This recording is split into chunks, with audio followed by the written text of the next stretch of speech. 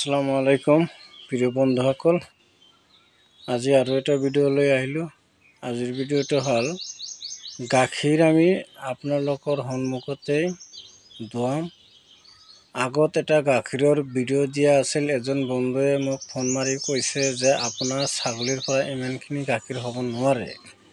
তাৰ কাৰণে আজি প্ৰেক্টিকেলত আপোনালোকক দেখাম। আপোনালোকে চাওক গাখীৰ হয় নে নহয়। যদি মোৰ ছাগলীৰ পৰা 1 কেজি আধা কেজি মান গাখীৰে যদি নহয়, ভিডিঅ'ত দি কোনো লাভ আছে নেকি? যে মই ছাগলটো চেল কৰিম, গাখীৰৰ পৰিমাণটো বেছিকৈ কওঁ, খৰিকদাৰ চাপিব, ছাগলটো চেল হ'ব।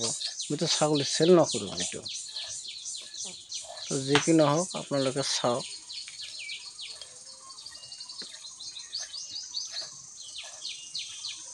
দুপৰীয়া সময়, এতিয়া অলপ অলপ মাখি ধৰি আছে, তাৰ কাৰণে ছাগলীটো ভৰিটো লৰচৰ কৰি আছে।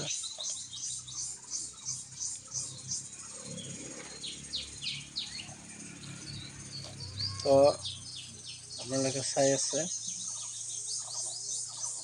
ছাগলী দোৱাতে সময় লাগে, ইমান ডাঙৰ ভিডিঅ' কৰা অসম্ভৱ।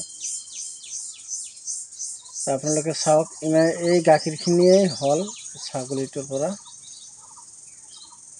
1 লিটাৰ নহ'ব, তাতকৈ অলপ কম হ'ব, 100 গ্ৰাম 150 গ্ৰাম মান কম হ'ব 1 লিটাৰতকৈ। আপোনালোকে চাওক গাখীৰটো কিমান গাঢ় হয়। গাখীৰটো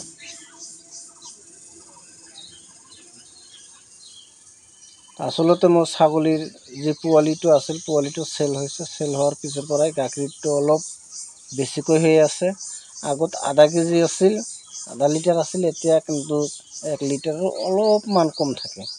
যেহেতু পোৱালি নাই, পোৱালিটো চেল হৈছে, পোৱালিয়ে গাখীৰ নাখায়। তো যি কি নহওক, ভিডিঅ'ত কোনো ধৰণৰ ভুৱা ভিত্তিক ভিডিঅ' দিয়া নহয়, যিখিনি দিয়া হয় প্ৰেক্টিকেলত সঁচাই। তো যদি ভিডিঅ' ভাল লাগিছে, আপোনালোকে চেনেলটো ছাবস্ক্ৰাইব কৰিব, লাইক কৰিব, শ্বেয়াৰ কৰিব। ধন্যবাদ।